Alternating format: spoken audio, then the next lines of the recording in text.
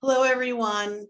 I'm Nancy Netzer, inaugural Robert L. and Judith T. Winston Director of the McMullen Museum and Professor of Art History at Boston College. I want to welcome you, patrons and members of the McMullen Museum, and lenders and contributors to the exhibition, to the members' virtual lecture for Mariano, Variations on a Theme. Before I turn over the screen to the exhibition's curator, Professor of Hispanic Studies, Elizabeth Thompson Goizueta, I'd like to share with you some of the story of how this project came to be. In 2013, Elizabeth and I had the privilege of touring the Cuban avant-garde wing of the Museo Nacional de Bellas Artes in Havana with its curator, Roberto Cobas Amate.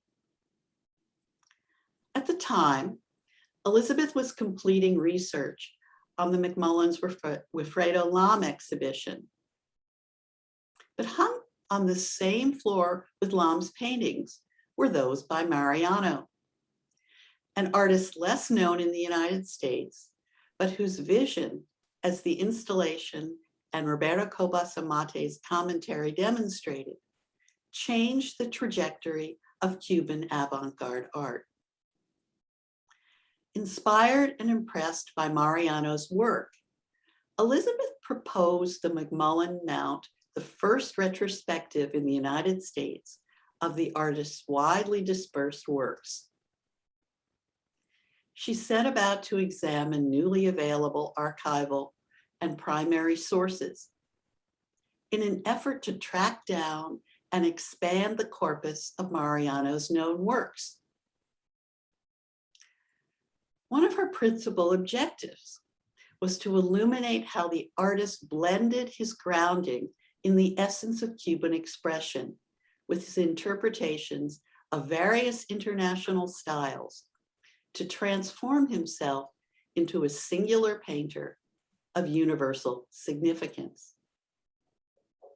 In that quest, she was aided throughout the course of her research and in obtaining loans by the artist's daughter, Dolores, and son, Alejandro. Both are co-presidents of the Mariano Rodriguez Foundation. And she was aided by Ramon and Nercy Cernuda in Miami. To complement her new research on the artist from different disciplinary perspectives, Elizabeth invited Roberto Cobas Amate and Alejandro de la Fuente, Robert Woods Bliss Professor of Latin American History and Economics at Harvard University, to write essays for the accompanying catalog.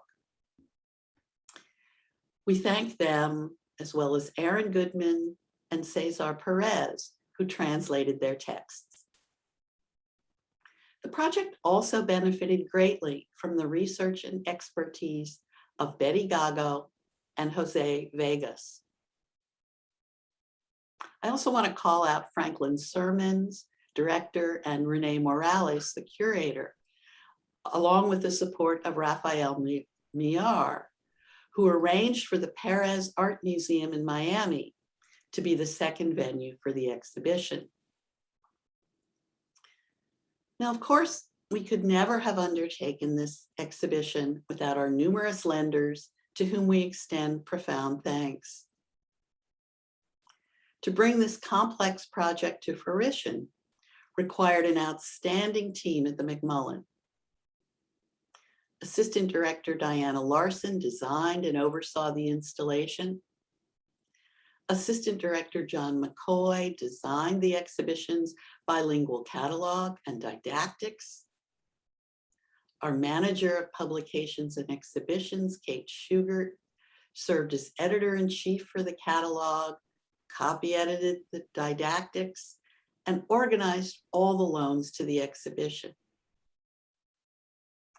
Rachel Chamberlain, Manager of Education, organized an extensive array of both in-person and virtual public programs, for which I hope you will register on our website. And our museum docents, led by Sharon Bazarian, will be mastering the art of Mariano to offer both in-person and virtual tours of the exhibition every Sunday and by appointment. Now, there are many others who made important contributions, and I encourage you to read the credits label in the exhibition. Finally, this ambitious project could not have been realized without the backing of the administration of Boston College and the McMullen Family Foundation. I want to thank especially Jacqueline McMullen, Boston College President William Leahy, Provost David Quigley, Vice Provost of Faculties Billy Sue, and the Dean of the Morrissey College of Fine Arts and Sciences, Gregory Coucher. Major support was provided by Boston College, the patrons of the McMullen Museum, chaired by C. Michael Daly, and by the McMullen Museum's Latin American Art Initiative. And now it's my pleasure to turn over the screen to our speaker, Professor Elizabeth Thompson Goizueta, to whom we owe a great debt of gratitude. She's going to speak for about 35 minutes, and then she'll take questions. So if you have questions or comments, please put them in the Q&A. And now please join me in congratulating and thanking Professor Elizabeth Thompson Goizueta. Thank you, Nancy. I am delighted to be here today to share this lecture. I'm especially delighted to be maskless. So I can recognize people, you can recognize me, and it's with great liberty and appreciation that I come to you today. I want to echo Nancy's thanks to BC and to the administration, especially to the staff who is just wonderful and has helped make me look good. The amount of work that went into this is definitely a collaborative effort, so I wanted to thank them. And finally, I also wanted to thank Roberto Cobasamate, who is in Cuba, unable to attend this weekend with us, this opening ceremony, but he is really responsible for a lot of the conversations which helped to give birth, if you will, to this project. And I wanted to thank Alejandro de la Fuente also for his essay in the catalog. And some of the ideas that I will be discussing today, you can find them in greater depth in the catalog, in my essay in the catalog. So without further ado, I will share my screen, and I'm absolutely delighted to be able to do that today. Let me just come here. I hope everybody can see me. So the lecture for today is called Mariano, the Grotesque as a Variation. So let me begin. Mariano Rodriguez, 1912 to 1990, was a painter of themes. As if they were musical leitmotifs, he left a recognizable imprint of his scores on the canvas. He varied color, line, and form while painting consistently within the parameter of chosen themes. Mariano juxtaposed classical narratives against intimist Cuban scenes, roosters,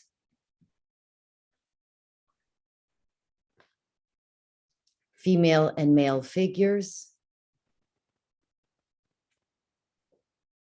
landscapes,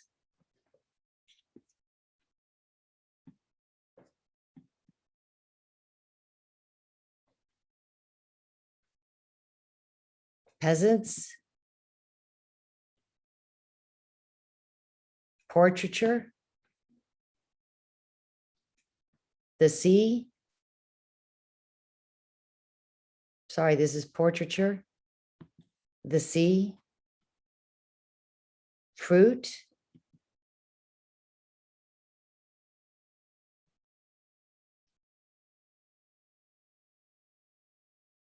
flowers, among others. Ceaselessly exploring those themes through various artistic languages, Mariano ascribed a deeper meaning to these symbols. In that process, Mariano set out to reinterpret and reimagine the essential in Cuban reality, offering a novel perspective outside the traditional Western canon and transposing this to reconceive modernism and beyond. Throughout the 6 decades of his production, 1930s through 1980s, Mariano garnered accolades for his exquisite draftsmanship, mastery of color, and versatility in the artistic styles that dominated 20th century modernism. Equally at home painting in Cubist and Fauvist styles, abstraction, and figuration, Mariano demonstrated that he operated on the same level with the dominant masters of those styles. But what makes him unique in the modern era? What precisely is his contribution to the canon of modernity? According to Pulitzer Prize winning art critic Sebastian Smee, in the modern era, artists developed a whole different conception of greatness. It was a notion based not on the old, established conventions of mastering and extending a pictorial tradition, but on the urge to be radically, disruptively original. If we observe the works of Mariano, we cannot justify his universality or preeminence based simply on his exquisite draftsmanship or his brilliant use of color, though he was lauded for those talents. Nor can we claim brilliance for the choice of his themes, which could be considered at worst merely provincial and at best intriguingly novel. Those artistic judgments would presuppose the old established conventions of mastering a pictorial tradition. In what then lies the greatness of Mariano's art? Is it through his evocative renderings of the Cuban countryside, the way of life, its people? And to what degree do Mariano's themes influence our judgment of his work? This exhibition is an exploration of those questions, framed against the painter's artistic evolution. Mariano Rodriguez was a key figure in the second generation Cuban avant-garde, 1938 to 1950, which often identified itself with a reinterpretation of the European Baroque, yet sought to carve out a new dialectic between the universal and what was essentially Cuban. Mariano's oeuvre is often identified with the rooster, which appears as a ubiquitous theme in his works. And here we see MoMA's painting The Cock from 1941. Mariano's identification with the rooster or the cock and its overtones of male virility has had the unfortunate consequence of limiting a fuller comprehension and assessment of the entire scope of his work. Thus, I set out to explore Mariano's artistic evolution beyond this iconography and its aesthetic confines, arguing that Mariano eventually develops a radically original vision, integrating the Baroque and the grotesque. Specifically, the works of 1965 display what the German philosopher Immanuel Kant, 1724 to 1804, would consider to be essential to a consideration on aesthetics, that of genius or spirit. In order to understand those later works within this context, I will discuss how Mariano was willing to combine numerous historical influences throughout his trajectory up until 1965. By 1965, Mariano's work embraced a dramatically unique direction, as evidenced by the paintings prominently displayed in the large gallery on the second floor of the McMullen Museum, the Daly Family Gallery. In 1965, Mariano abandoned his rich palette in favor of a dominant claroscuro or chiaroscuro, signaling a return to the Baroque with a stark predilection towards black and white. Mariano introduced a startling new element, the grotesque. A concept difficult to define precisely, the grotesque denotes the strange, the hideous, fantastical, mysterious, or alien. Further, that which is strange or alien may vary from one historical context to another. With respect to Mariano's paintings from that year, scholars have referred in a cursory fashion to these works as displaying a grotesque expression or of a grotesque figuration. Yet scholarship has not addressed this term in a fuller sense by attempting to demarcate any parameters for those impressions. What seemed to be consistent are allusions to Mariano's work from this year in terms of a simultaneous attraction and repulsion. Mariano re-examines his own understanding of beauty as provoking contradictory responses, as both and rather than either or. These works display a depth of expression heretofore unseen in Mariano's oeuvre and resonate with the discordance induced by Francisco José de Goya y Luciente's black paintings, or the distortions found in Carol Walker's figures, or the voyeurism exhibited in Robert Mapplethorpe's photographs. As the modern British painter Lucian Freud avers, what do I ask of a painting? I ask it to astonish, disturb, seduce, convince. These works of 1965 reveal Mariano for the great modernist that he was, capable of successfully combining influences to create an entirely original, modern style that already points to a postmodern aesthetic. Beauty and its ever-expanding definitions have been addressed with various degrees of success in modernity. Perhaps the most elusive question for modernist art is how to define beauty. Art critic Arthur C. Danto takes a philosophical approach to the question in his book, What Art Is, citing the Enlightenment as the decisive turning point for modernist art, considered from a European historical perspective as opposed to a North American one. Turning from God to humanity as the point of reference in the universe, the Enlightenment relied on science, logic, and facts to illuminate humankind's path forward. To that end, Danto claims Immanuel Kant's 1790 Critique of Judgment as the definitive Enlightenment text on the aesthetic values of that era, dealing with the concept of taste and the judgment of beauty. Likewise, preeminent modern art critic Clement Greenberg considered Kant's book the most satisfactory basis for aesthetics we yet have. Kant posits two concepts of beauty, and it is his second theory, which I would assert most closely describes the artwork of Mariano, especially from 1965.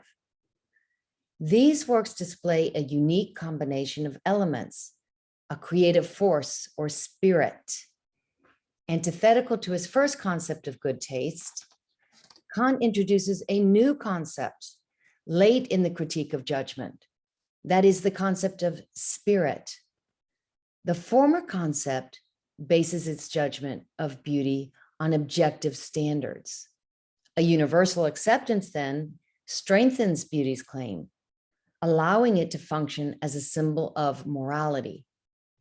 The latter concept, that of spirit, however, has little to do with taste, nor does it touch in any way on the aesthetic of nature. In comparing the two, Kant asserts, taste is merely a judging and not a productive faculty. When we speak of spirit, on the other hand, we are speaking of creative power of the artist. Kant's concepts produce a duality between what is artistically considered to be in good taste to render perfect all technical aspects over and against a work of art that contains spirit. A technically perfect painting could be considered deficient for lack of spirit. Presumably, the spirited work could even allow for the possibility that a less academically trained artist like Mariano might produce a more appealing work of art. 19th century Romanticism heralded a new emphasis on emotions and nature. Perhaps this shift explains the dichotomy between Kant's two concepts. To understand the second concept is to recognize that Kant's own views were evolving and foreshadowed an aesthetic more in line with the burgeoning Romanticist movement. Much like Kant, his contemporary, the Spanish Goya, 1746 to 1828, had a worldview reflecting this evolution. While clearly associating himself with Enlightenment thought, he was a self-declared lustrado, Goya was progressing beyond that. Goya presaged the advent of Romanticism when he declared, "There are no rules in painting." That explains why, according to Goya, we may be less happy with a highly finished work than one in which less care is taken. It is the spirit in art, the presence of genius, that is really important. Or as 19th century writer Théophile Gautier observed, Goya is a strange painter, a singular genius. Never has originality been so marked. Never was there a Spanish artist more local than Goya. The similarity of thought between the philosopher and the painter demonstrates an awareness of something recognizable, but as yet undefined, that would fertilize the seedbed of modernist thought. In modernity, there was an absence of rules, and rules existed to be broken. The nascent art movements of the 20th century, Cubism, Futurism, Dadaism, and Surrealism, lay claim to that anarchical bent. The genius, the spirit, if you will, of this new approach in visual arts was Goya. Indeed, the late critic Robert Hughes regarded Goya as the last old master and the first modernist. Goya scholar Fred Licht deems Goya to be the éminence grise of modern painting.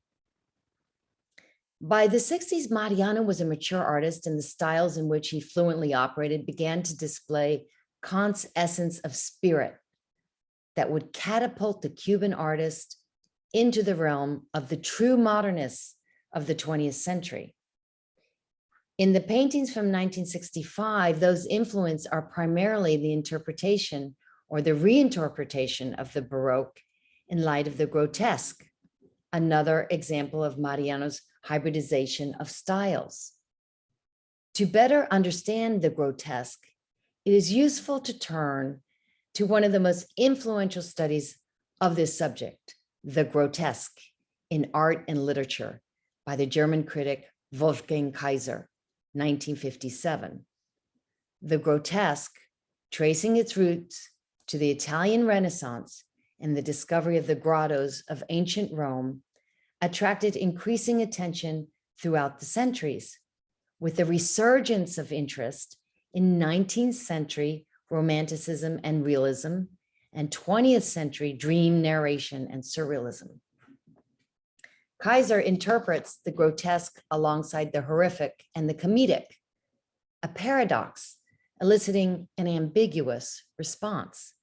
Thus, we ground our conflicting reactions in the dichotomy between attraction and repulsion, fascination and repugnance, compassion and disgust, sympathy and confusion.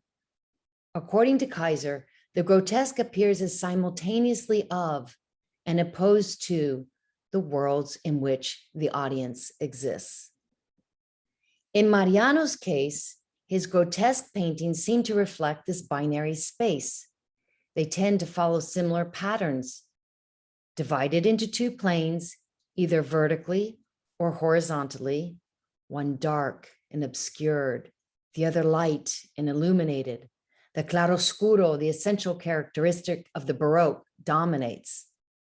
Art critic Antonio Eligio, known as Tonel, observes, frequently, compositions will be based on the division of the level in two adjoining areas, one of them dark, mysterious, a zone of the stage protected from indiscreet looks.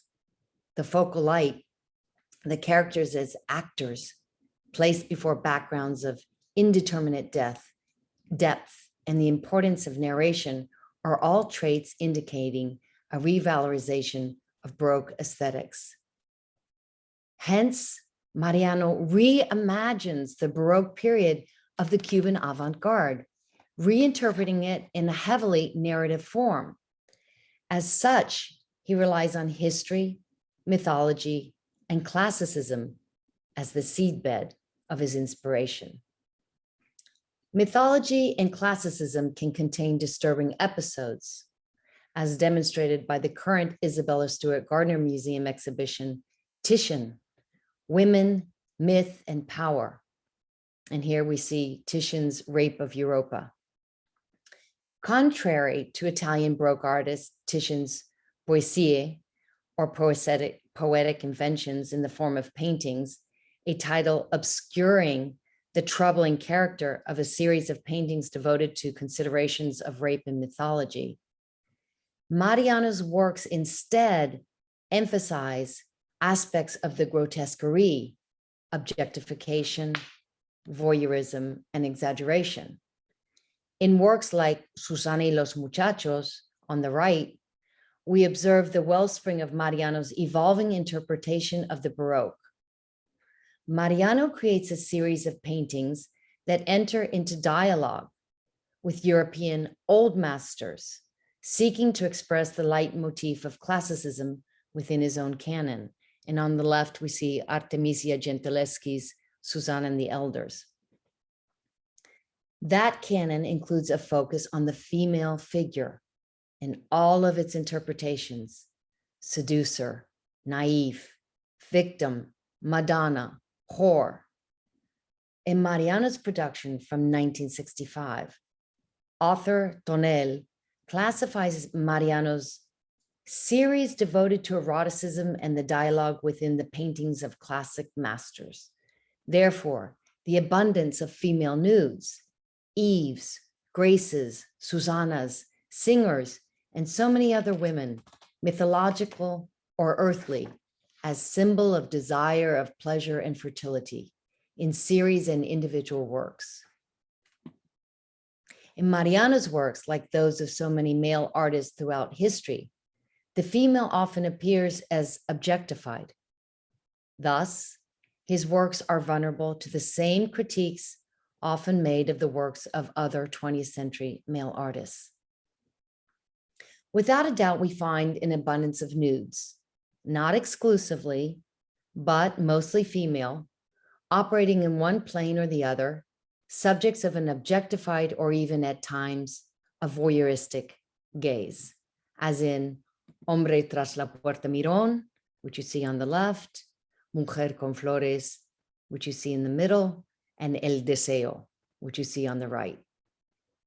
Esteemed Cuban art and Mariano scholar Jose Vegas explains that there are small groups of paintings and drawings that reference figures in popular music, genre scenes, or beauty pageants, which we know in Cuba as rescabuchadores, or voyeurs, or observers.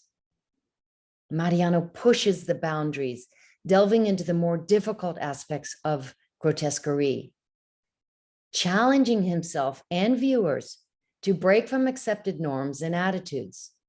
In the act of viewing, the audience becomes complicit in the same act of exploitation that is being exposed in the painting. Likewise, other artists have experimented amply with voyeurism, such as Robert Mapplethorpe, whose photographs, for example, compel the viewer to peer into a private world not usually accessible. Additionally, Mariano explores exaggeration as an explicit aspect of the grotesque in Feeling on the left, Cantante Uno in the middle, and Mozambique, all alluding to personalities in popular culture. In this series, we view grotesque in the figure of exaggerated images of female and male singers. Sociologist Chris Jenks observes that in the grotesque, exaggeration, whether of individual parts or the whole body, relies on transgression and disharmony, thereby challenging the limits of conventional aesthetics. These works are categorized as almost carnivalesque. Tonel classifies the expressionist deformation that we admire in paintings like Cantante Uno is modulated to become strident, to have a carnival-like mood tinged by the scatological, as in Reunión en la Olla, with its masses of people and their distorted faces. This work loudly echoes the tone, if not the actual tenor, of violence and intimidation in Goya's El Gran Cabrón. These readings of transgression have received critical attention by female scholars and have been examined in the light of feminine gendered readings of the form. Female scholars argue that the female figure in the grotesque can reinforce ideals of social order while simultaneously functioning as a transgressive element. In the female grotesque, Risk, Excess, and Modernity, Mary Russo highlights the possibilities of the grotesque for a feminist project that is transgressive. She writes that grotesquerie does not always function to keep women in their place because the artist intends to baffle, intimidate, and shock the viewer, and to stimulate their own critical thought process, to demand change in the world by breeding a grotesque female.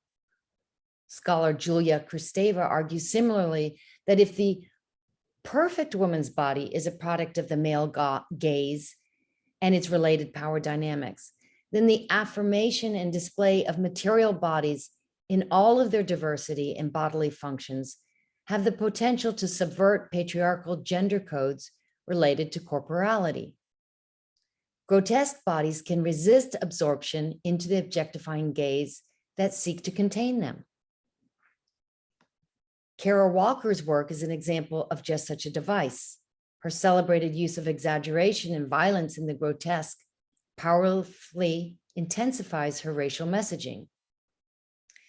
While a female artist like Kara Walker can purposely subvert normative gender-based concepts of beauty and desire precisely because of her gender, it would be difficult to project such a reading onto Mariano's work. However, a transgressive reading need not be gender-based. The outstanding question is, why did Mariano depart from his classical conception of colors, lines, and forms? Why did he disrupt what had been up to that time successful styles of expression? Interestingly, the themes of classicism, religion, and mythology were constants throughout his canon. The novelty lay in the variation on the themes. While there has been up to this point scarce scholarship on the grotesque in Mariano's work, there is a consensus that the works from 1965 are exceptional. Now, as mentioned previously, Mariano sought an act of transgression, sexually, spiritually, and aesthetically. It was precisely what he accomplished in these paintings. According to Jenks, transgressive behavior does not deny limits or boundaries. Rather, it exceeds them and complements them. The transgression is a component of the rule. If Goya's modernist declaration was that there are no rules in painting, Mariano's postmodern declaration was that we need rules in order to break them. His female figures from 65 could attract or repel but their effects of discomposure, uneasiness, and discomfort startle the viewer, much as did Goya's black paintings. According to French poet and art critic Charles Baudelaire, Goya's great merit consists in his having created a credible form of the monstrance. No one has ventured further in the direction of the possible absurd. All those distortions, those bestial faces, those diabolic grimaces are impregnated with humanity. The line of suture, the point of junction between the real and the fantastic, is impossible to grasp. It is a vague frontier which not even the subtlest analyst could trace. Such is the extent to which the transcendent and the natural concur in his art. Thus, Mariano, in dialogue with Goya, approached that frontier, however briefly, in a new century. In 1958, in an interview published in the Venezuelan newspaper El Nacional de Caracas, Mariano reflected, "One of the deepest impacts from my travels throughout Europe was, without a doubt, Goya and his Black period, a painter who, with his freedom of expression, inspired me to paint with greater boldness." Mariano's contribution was not in monsters, but in beauty, in all its forms, exaggerated, voyeuristic, and hedonistic. Mariano gave us paintings that disturb, provoke, and challenge. Yet distinct from Goya's grotesques, Mariano delved further into the beautiful. In the mid to late 60s, Mariano recovers his desire to paint colors, and his palette literally explodes with variations on themes reminiscent of his earlier periods. Portrayed with central abandon, the female remains central to his exploration, but now she is one with the flora and fauna of the Caribbean, the singular symbol of the region. The female figure becomes an homage to sensuality, a leitmotif and final statement of this artist's expression.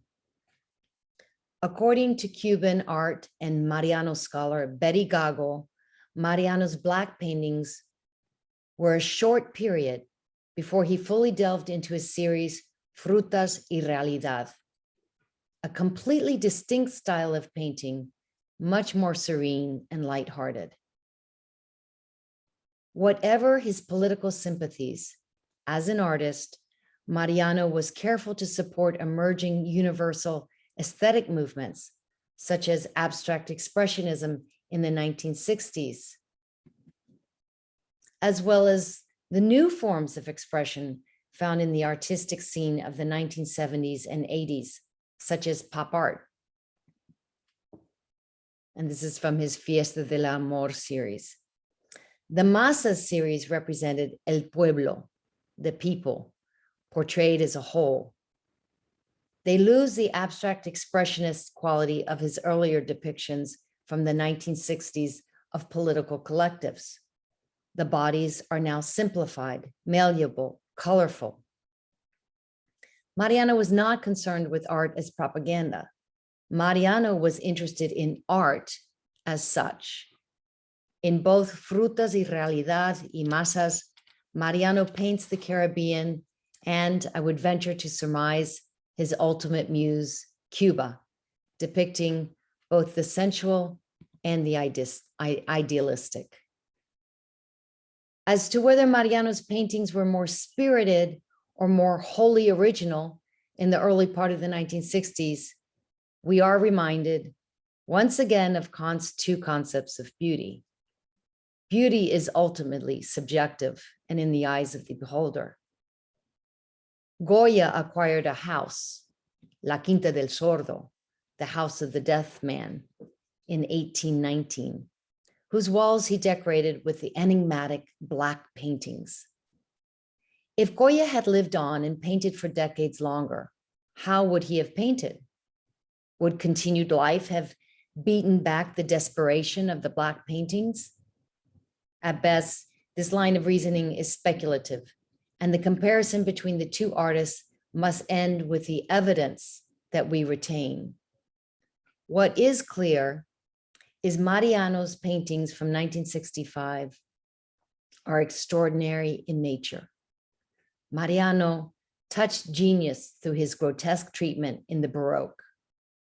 Mariano's use of the grotesque served as a crucial variation on the artistic themes he had been developing throughout his life. It deserves to be recognized as such. Thank you so much. Well, we thank you, Elizabeth, for that absolutely wonderful introduction to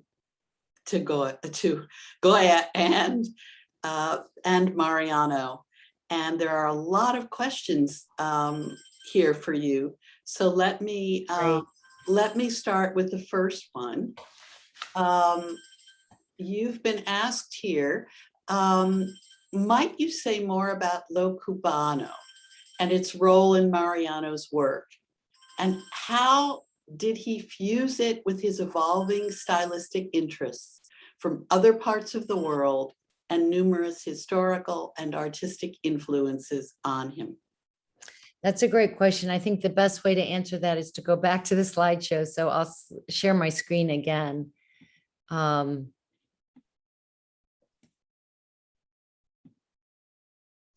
So let me go back and just enter that question kind of chronologically speaking.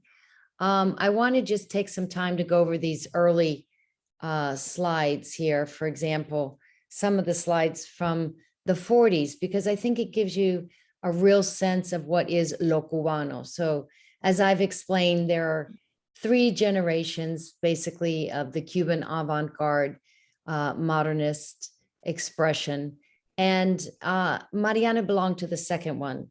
And that was about, again, 1938 to about 1950. So the works that you're seeing on your screen right now, especially the one on the left from 1941, that is an example of Lo Cubano, so Cubanness.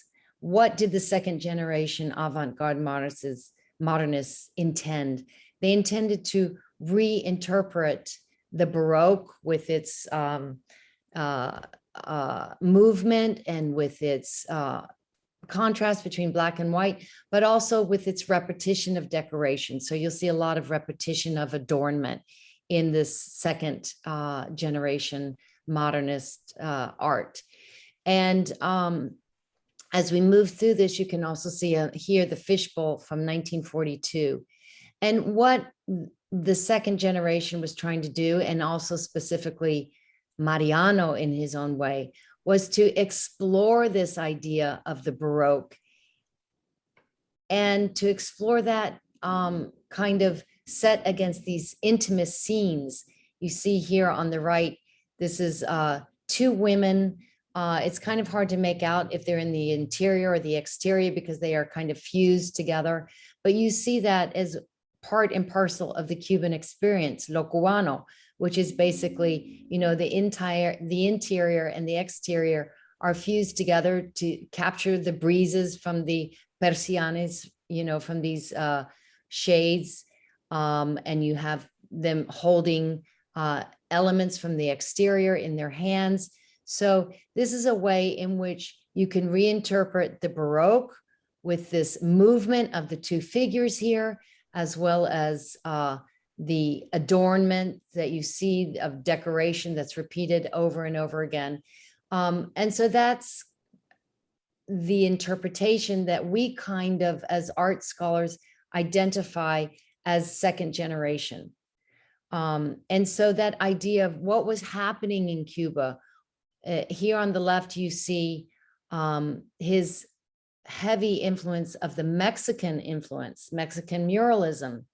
He studied in Mexico, and the kind of elevation of the peasant and national themes that come across in the Mexican expression of muralism. And he adopts that to elevate what is happening in Cuba with these oxen in the background and the heavy emphasis on the vegetation, as well as the simple vestments of the peasants. So it's a glorification of the exterior, glorification of the camps, the countryside.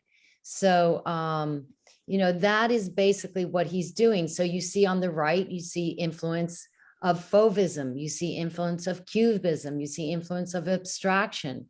On the left, you see influence of Mexican modernism.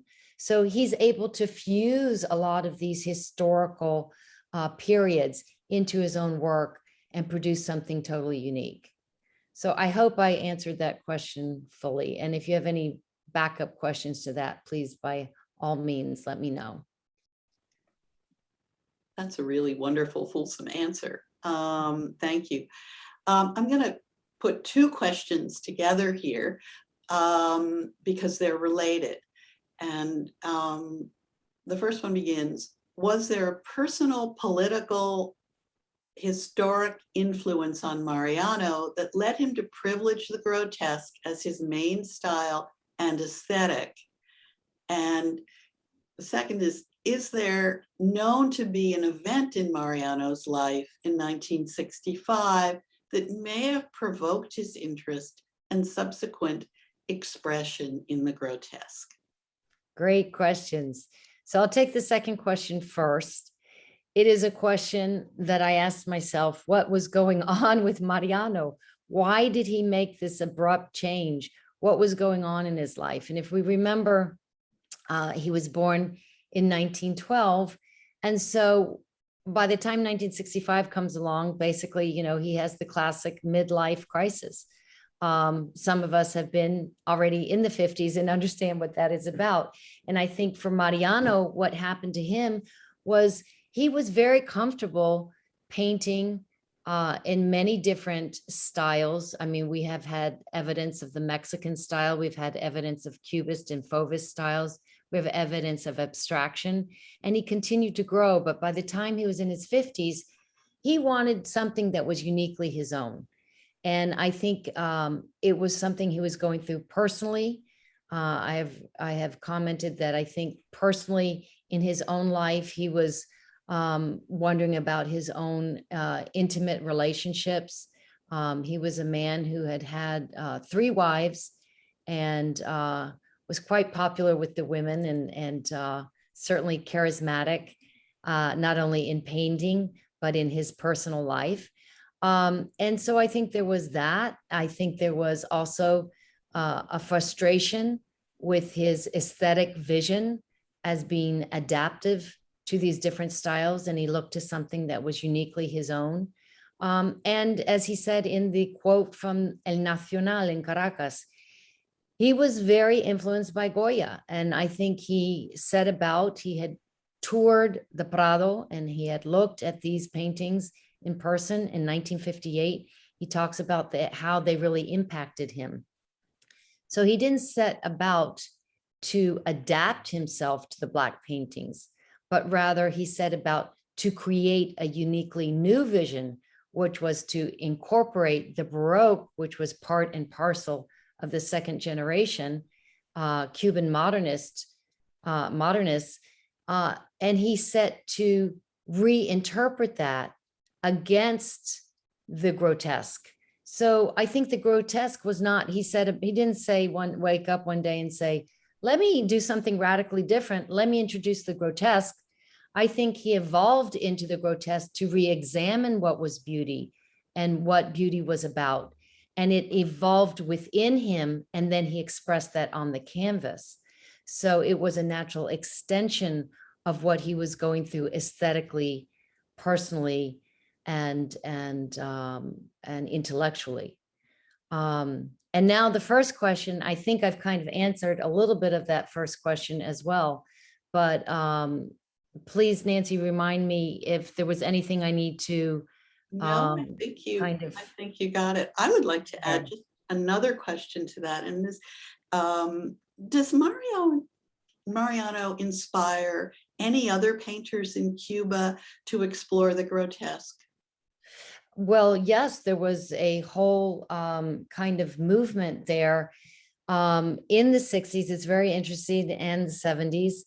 And there was a movement that became after that. And I'm blanking right now on the female person's name. So you can write it in the chat, Cernuda Ramon, por favor. The woman 80s, and I'm blanking on her first name, who actually did explore the grotesques. And I would, if I had had a little bit of time, I could pull up some of hers. Antonia, thank you, 80s.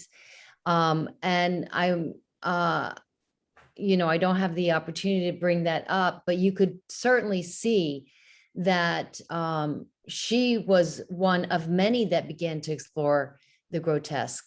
And, I think that this is something that a lot of people were at a crossroads with and began to explore. So I think in that way, Mariano was also a groundbreaking artist, because his work then went on to inspire others and to work in conjunction with that. It wasn't just that he inspired, but that he went together with others such as Humberto Peña, and was able to create this re-examination of the grotesque.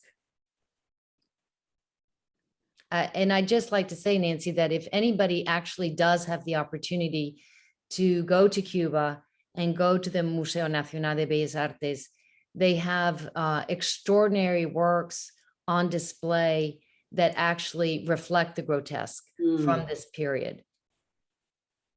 For a future exhibition, I think. Well, yes, we could continue the Yes. conversation.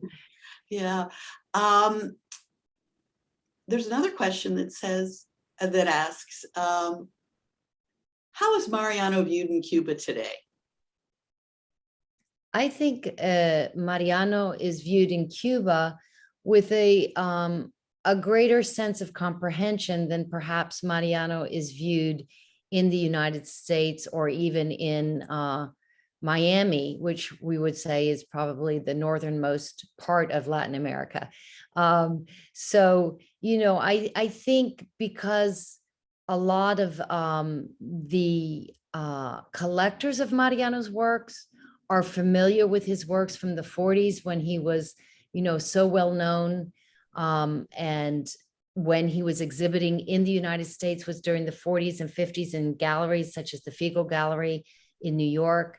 I think people have the impression of Mariano from that period, from the 40s and the 50s. I think the gallo, the rooster, is definitely a ubiquitous theme that people associate with him. But what we set out to do here is to kind of see Mariano as beyond the rooster, as something that definitely embraces the rooster and is part and parcel of that kind of intimist Cuban experience, lo cubano, but also that he was more than just that. And the 50s and the 60s, I think, because of what happened politically between our two countries, a lot of Mariano's later work was never recognized, or we were never even exposed to it.